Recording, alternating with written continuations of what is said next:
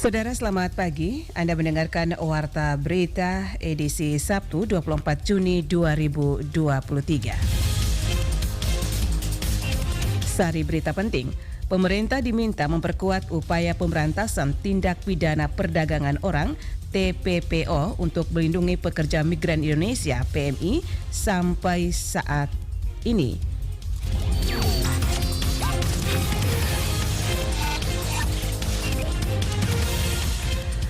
Produk UMKM asli NTT masuk gerai Lawson Indonesia.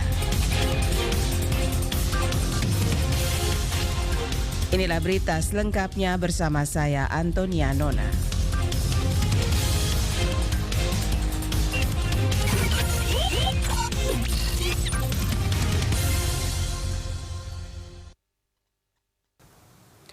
Kami sampaikan berita pertama.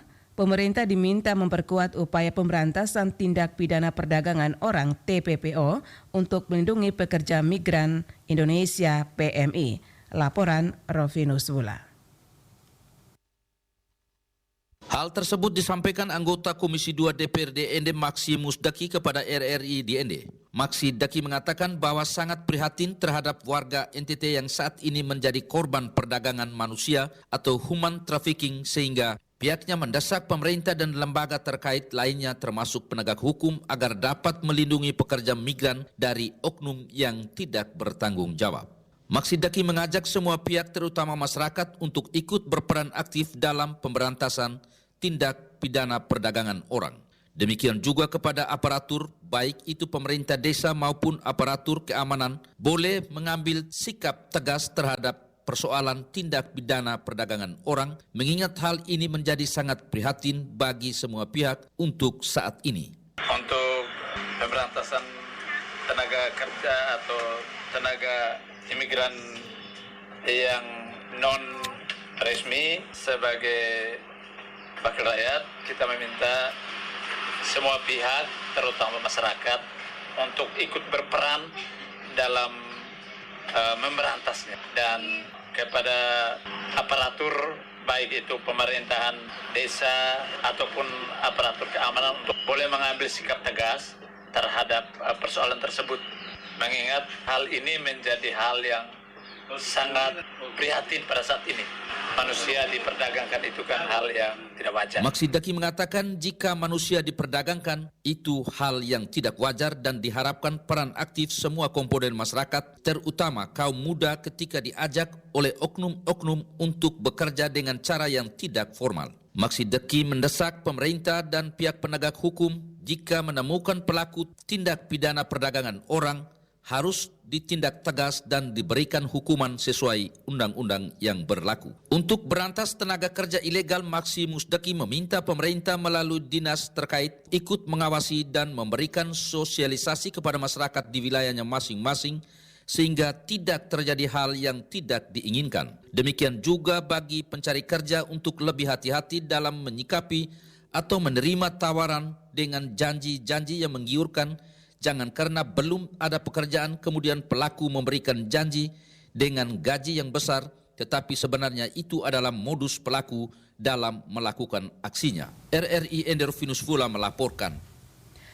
Pertumbuhan UMKM Manggarai Barat pertengahan tahun 2023 meningkat semenjak ditetapkan sebagai kota pariwisata prioritas jika dibandingkan tahun sebelumnya di bulan yang sama. Berikut laporan disampaikan Epi Wahab. Semenjak ditetapkan sebagai salah satu kota pariwisata super prioritas, Labuan Bajo Kabupaten Manggarai Barat, Nusa Tenggara Timur semakin bebenah dan mengembangkan segala potensi baik di bidang infrastruktur pembangunan seperti jalan dan juga fasilitas umum lainnya, maupun potensi wisata dan juga produk lokal UMKM masyarakat yang ada di Labuan Bajo. Untuk produk UMKM di Labuan Bajo sendiri terbilang berkembang pesat bukan hanya di Indonesia tapi jangkauannya sampai ke mancanegara. Apalagi dengan adanya event-event yang diselenggarakan di Labuan Bajo seperti KTT ASEAN Summit 2023 kemarin yang ikut turut melibatkan UMKM lokal masyarakat dan mendapat respon positif dari para tamu dan delegasi yang hadir. Kepala Dinas Tenaga Kerja, Transmigrasi, Koperasi dan UKM Manggarai Barat, Teresia P. Asmon mengatakan, di pertengahan tahun 2023 ini saja perkembangan UMKM jauh lebih banyak dibandingkan dengan bulan yang sama di tahun lalu. Untuk tengah tahun 2023 memang ini jauh lebih banyak dibanding tahun sebelumnya ya untuk di bulan yang sama. Sekarang hampir 200-an lebih, jadi hampir seperempat dari 1.000 ya untuk pertumbuhan di tengah tahun. Dan secara khusus UMKM yang bertambah itu UMKM yang bergerak di industri pengolahan, baik itu pangan maupun industri kreatif yang lainnya. Nah ini pertumbuhan ini pun kami datanya data dari yang mendaftar NIB, artinya dia secara legal mendaftarkan diri dengan nomor izin berusaha. Sedangkan UMKM yang lain banyak yang belum terdata, tetapi karena belum mengurus izin ya kita masih belum mendata secara resmi. Jadi yang kami ambil tuh data dari yang mengurus izin usaha untuk usaha UMKM. Teresia juga menambahkan bahwa pengaruh perkembangan UMKM ini juga tidak terlepas dari event-event yang sudah diselenggarakan dan salah satunya adalah KTT ASEAN 2023 yang secara khusus bagian Ekraf yang memberikan kebanggaan tersendiri. Ekraf itu ada kebanggaan tersendiri ya. Untuk KTT ASEAN kan kita tahu berapa banyak kemarin itu produk-produk yang dijadikan salah satu produk untuk KTT ASEAN, contohnya seperti tenunan. Itu menjadi salah satu motivasi yang tinggi untuk pelaku UMKM secara khusus yang dari craft dan turunan dari tenun itu. Diharapkan dengan adanya perkembangan positif di bidang UMKM di Kabupaten Manggarai Barat ini menjadikan para pelaku UMKM ini lebih menambah kepercayaan diri, menambah semangat sehingga yang sebelumnya sempat ada rasa pesimis terkait penjualannya apakah laku dan diminati, dengan melihat perkembangan yang ada dan juga bagaimana produk UMKM Mabar ini direspon baik dan diapresiasi pada saat kegiatan KTT ASEAN ini bisa membuat motivasi para pelaku UMKM bangkit kembali. Dari SP Labuan Bajo, Epi Wahab melaporkan. Ketua Umum Kamar Dagang dan Industri Kadin Provinsi Nusa Tenggara Timur NTT, Bobi Lianto, mendatangi kantor pusat Lawson Indonesia dan menawarkan agar produk UMKM asal NTT dapat dipasarkan di gerai Lawson yang tersebar di sejumlah kota besar di Indonesia. Laporan Feranda Garus. Kepada RRI dalam wawancara pagi Jumat kemarin, Kadin Nusa Tenggara Timur Bobi Lianto mengatakan di kantor pusat Lawson Indonesia, Bobi bertemu langsung dengan MD Manajer Lawson Indonesia, Ricardo dan Jonathan. Dalam pertemuan itu, Bobi menawarkan agar produk UMKM asal Nusa Tenggara Timur dan disambut baik oleh Lawson Indonesia. Bobi menyebutkan untuk awal akan dimulai dengan beberapa varian seperti dark coklat 60%, lalu rote palm sugar atau gula semut dari rote, coklat moringa, gaura coklat, dark coklat, dan mente dari Sumba. Namun produk yang diterima oleh Lawson Indonesia baru gaura coklat. Jadi begitu diterima di Lawson Indonesia, maka semua store Lawson Indonesia akan dijual semua store. Kita ada masukin ada sekitar kalau nggak salah ada 10 produk ya. Tapi kemudian oleh Lawson waktu saya bertemu, ternyata memang mereka cukup sangat selektif. Artinya mereka melihat sesuai pasang dibutuhkan oleh di toko mereka. Mereka juga tentu kalau tidak potensi untuk mereka terjual kan itu agak sulit. Lanjutnya, Lawson Indonesia merupakan gerai asal Jepang yang telah melebarkan sayap bisnisnya di Indonesia. Lawson ini sendiri awal mulanya merupakan gerai ternama di Amerika. Saat ini gerai Lawson di Indonesia sendiri sudah ada sebanyak 500 store yang tersebar di wilayah Jawa. Hal ini menurutnya merupakan langkah awal yang baik untuk memperkenalkan produk UMKM asal NTT. Bobi menyampaikan bahwa ke depan bukan hanya gaura coklat yang mengisi store Lawson, tapi akan diperjuangkan agar produk-produk unggulan NTT lainnya seperti La Moringa, Morige, kecap Labuan UMKM lainnya dapat dipasarkan di gerai tersebut. Ada satu yang spesifik yang orang NTT harus tahu, kita produk dari UMKM NTT ini, bahwa ada satu tantangan kita adalah produk kita di NTT, barang dipromosi atau dipasarkan dari Jakarta. Kita harus bisa kirim dulu ke Jakarta. Kadang-kadang ini bisa membuat harga kita kalah. Tetapi untuk satu produk yang berkualitas bagus atau orang kepada taste-nya ya tetap bisa bersaing gitu loh. Bobi berharap dengan masuknya gaura coklat ke Lawson diharapkan langkah ini menjadi pemberi semangat bagi para pelaku UMKM binaan Kadin NTT juga semua stakeholder di NTT agar dapat meningkatkan kualitas produknya. RRI ND Feranda Garus melaporkan. Penetapan kota Ende, satu dari 21 kota di Indonesia yang masuk dalam kawasan tapak sejarah Bung Karno, diharapkan bisa memberikan kontribusi lebih terhadap perhatian dan dukungan anggaran pembangunan dan pelestarian seluruh aset sejarah Bung Karno di Ende. Laporan Rosa Dalima. Kota tapak sejarah, apa kontribusi dari tapak sejarah itu? Dalam dialog pagi bersama RRI terkait dengan penetapan Ende sebagai kawasan tapak sejarah Bung Karno, Koordinator Relawan Bung Karno Ende Muklis A. Mukhtar katakan, sebagai pegiat sejarah Bung Karno di Ende, pihaknya memberikan apresiasi kepada pemerintah pusat yang secara sah dan resmi telah mengakui seluruh kisah hidup Bung Karno selama menjalani masa pembuangan di Ende. Namun dirinya menyoroti keberadaan Gedung Immaculata yang menjadi salah satu tempat pementasan tonel Bung Karno, di mana saat ini tidak terawat dengan baik, bahkan beberapa bagian gedung sudah mengalami kerusakan. Pihaknya memahami jika terbatasnya anggaran pemerintah daerah menyebabkan gedung tersebut tidak terawat. Oleh karena itu, Muklis menyarankan agar Ende bisa dimasukkan dalam kategori kota pusaka. Pengalokasian karena jelas melalui Kementerian PUPR. Dimasuknya Ende dalam kategori sebagai kota pusaka menjadi semacam salah satu bentuk kontribusi bagi Kabupaten Ende yang telah ditetapkan sebagai salah satu kawasan tapak sejarah Bung Karno. Kalau saya pribadi harus akan menjadi kota pusaka yang dilakukan oleh program Kementerian PUPR. Supaya apa? Ketika kota pusaka itu dihadirkan atau dilakukan di kabupaten akan terjaga cagar budaya yang ada di kota Ende. Ini seharusnya dimasukkan dalam cagar budaya, kemudian diperhatikan oleh pemerintah pusat supaya bangunan-bangunan itu terawat. Seharusnya ruang-ruang itu diberi akses besar. Lebih lanjut, Muklis juga kemukakan dengan adanya penetapan ini, pemerintah bersama semua elemen masyarakat harus mulai memikirkan konsep pembangunan kota yang bercirikan Pancasila atau Bung Karno. Salah satunya pembangunan gapura bernuansa Pancasila di pintu masuk kota Ende, baik dari arah barat maupun timur.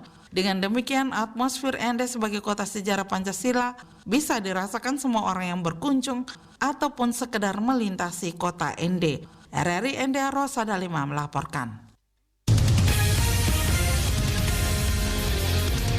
Anda sedang mendengarkan Warta Berita RRI Ende. Karantina Pertanian Ende terus lakukan pengawasan lalu lintas hewan penular rabies HPR untuk meminimalisir penyebaran virus rabies di wilayah Flores dan Lembata. Laporan Lady Badin. Untuk meminimalisir penyebaran virus rabies di wilayah Flores dan Lembata, Karantina Pertanian Ende terus memperketat pengawasan masuk dan keluarnya hewan penular rabies atau HPR dari dan keluar wilayah Flores Lembata. Demikian seperti yang ditegaskan oleh Dokter Karantina Pertanian Ende, Dr. Hewan Andreas Morentino kepada RRI. Andreas mengungkapkan hingga Juni 2023 ini, Karantina Pertanian Ende menangkap dan membatalkan masuk dan keluarnya HPR sebanyak 83 ekor anjing yang dijaring pada operasi pengawasan di pintu masuk dan keluar wilayah Flores Lembata seperti pelabuhan dan bandara. Kita sudah menangkap 83 ekor melakukan penahanan, baik yang mau masuk ke Pulau Flores maupun yang mau keluar ke Pulau Flores. Terakhir kami pada hari Selasa kemarin di Pelabuhan Ende tangkap HPR 1 masuk secara ilegal di Pelabuhan Ende dari Pulau Sabu, dan kita sudah melakukan penolakan kembali, dikirim kembali ke Pulau Sabu. Dijelaskan Andreas Morentino, pihaknya terus melakukan upaya preventif untuk mencegah serta meminimalisir penyebaran rabies, sekaligus mengedukasi masyarakat untuk tidak melalu lintaskan HPR karena mengingat Pulau Flores merupakan endemi penyakit rabies. Nantinya selalu melakukan pengawasan secara maksimal terhadap lalu lintas hewan yang keluar maupun yang masuk ke Flores Lembata, karena karantina ini kan wilayah kerjanya dari Labuan Bajo sampai dengan Pulau Lembata. Jadi kita selalu melakukan pengawasan di pintu-pintu masuk dan pintu-pintu keluar. Selalu melakukan koordinasi. Ini sangat penting dilakukan karena memang dengan cakupan yang luas dari Pulau Lembata sampai dengan Labuan Bajo, dengan instansi terkait ini sangat diperlukan dengan terhadap dilakukan di bandara pelabuhan.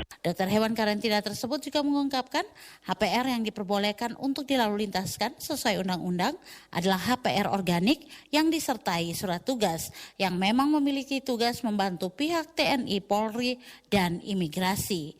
RRI ND Lady Badin melaporkan.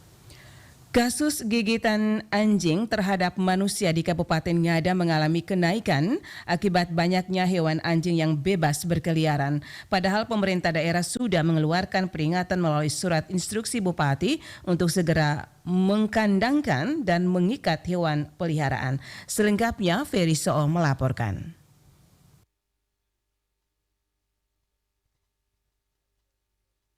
Kabupaten Ngada mengalami peningkatan kasus gigitan hewan penular rabies per tanggal 20 Juni 2023 sebanyak 985 kasus. Rata-rata per hari terjadi 10 hingga 20 kasus gigitan hewan penular rabies. Hal ini diperparah dengan fakta lapangan bahwa masih sangat banyak pemilik hewan peliharaan, khususnya anjing yang belum mematuhi surat edaran Bupati Ngada agar segera mengikat dan mengkandangkan hewan peliharaan agar tidak tertular dari hewan yang sudah terjangkit virus rabies. Tingginya angka kasus gigitan hewan penular rabies sangat berdampak pada aktivitas masyarakat lainnya yang membutuhkan rasa aman dan nyaman untuk melaksanakan aktivitas sehari-hari, termasuk aktivitas ekonomi di tengah keramaian serta aktivitas pekerjaan lainnya yang dihantui rasa takut diserang hewan penular rabies. Kepala Dinas Kesehatan Kabupaten Ngada, Dr. Maria Bernadette Due, menjelaskan bahwa saat ini Kabupaten Ngada mengalami kenaikan kasus gigitan hewan penular rabies secara signifikan dan pihak Dinas Kesehatan telah mengantisipasi dengan menyalurkan vaksin anti rabies atau VAR ke setiap puskesmas untuk pelayanan bagi masyarakat yang terkena gigitan hewan penular rabies. Sampai dengan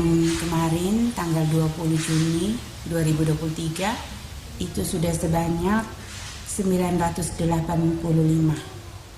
Rata-rata kenaikan gigitan per hari itu sekitar 10 sampai 20 kasus gigitan. Dan untuk kasus rabies pada manusia sampai dengan hari ini belum dilaporkan. Karena proses penanganan pada kasus gigitan itu langsung ditangani sesuai dengan SOP. Tingginya kasus gigitan hewan penular rabies di Kabupaten Ngada sudah seharusnya diikuti dengan ketegasan pemerintah daerah dengan mengambil sikap tegas bagi hewan yang berkeliaran dan tidak diamankan oleh pemiliknya yang bisa membahayakan keselamatan masyarakat umum. RRI ND Ferry Sool melaporkan. Berita terakhir, Panitia Hari Besar Islam PHBI Kabupaten Nagekeo sudah mantapkan semua persiapan untuk pelaksanaan menyambut Hari Raya Idul Adha 1414 Hijriah. Selengkapnya dilaporkan reporter Suimam. Ketua Panitia Hari Besar Islam PHBI Kabupaten Nagekeo, Asyikari Samsudin, kepada RRI Jumat 23 Juni 2023 menuturkan sejauh ini pihaknya sudah melakukan segala persiapan dalam rangka pelaksanaan Hari Raya Idul Adha 1444 Hijriah yang jatuh pada tanggal 29 Juni 2023 mendatang. Dijelaskan, untuk persiapan awal pihaknya sudah menggelar rapat bersama dengan unsur pemerintah daerah dan kepolisian dalam rangka untuk menyepakati tentang pelaksanaan Hari Raya Idul Adha di Kabupaten Nagekeo. Hasil rapat tersebut menghasilkan beberapa keputusan. Yang pertama, pada pelaksanaan sholat Idul Adha tahun 1444 Hijriah ini terdapat 5 titik atau 5 tempat, yaitu lapangan 1, lapangan Merdeka Rimbai, lapangan 2 di halaman Masjid At-Taqwa Marobokot, lapangan 3 di lapangan sepak bola Surabaya 2 Tunggu Rambang, lapangan 4 di halaman Masjid Al-Ikhlas Al-Ripit, dan lapangan 4 yaitu di halaman Musola Baru di Nanganumba yang terletak bagian timur. Dikatakan untuk gelaran takbiran malam dilarang melakukan bersama-sama, hanya mobil panitia saja yang boleh berkeliling kota sambil memberitahu kepada jamaah tentang tempat dan pelaksanaan sholat id yang sudah disiapkan oleh panitia. Pada takbiran untuk kali ini kita menyepakati untuk tidak dilaksanakan secara bersama-sama seperti Idul Fitri kemarin, tetapi hanya 1 buah kendaraan personal PHBI Kabupaten Nagekeo bersama satu mobil pengawal dari kepolisian Resort Nagekeo untuk memberitahu kepada jamaah bahwa pelaksanaan sholat Id akan dilaksanakan di beberapa titik. Lanjut Asyikari Samsudin, menyangkut hewan kurban akan dilaksanakan di masing-masing masjid, lembaga-lembaga kemasyarakatan atau di majelis taklim, sedangkan untuk hewan kurban berupa sapi maupun kambing, jumlahnya baru bisa dilaporkan oleh PHBI pada H-1 atau H-2 menjelang Hari Raya Idul Adha 1444 Hijriah. Saudara, sekian Warta Berita Daerah edisi hari ini Sabtu 24 Juni 2023. Saya Antonia Nona mengucapkan terima kasih. Selamat pagi.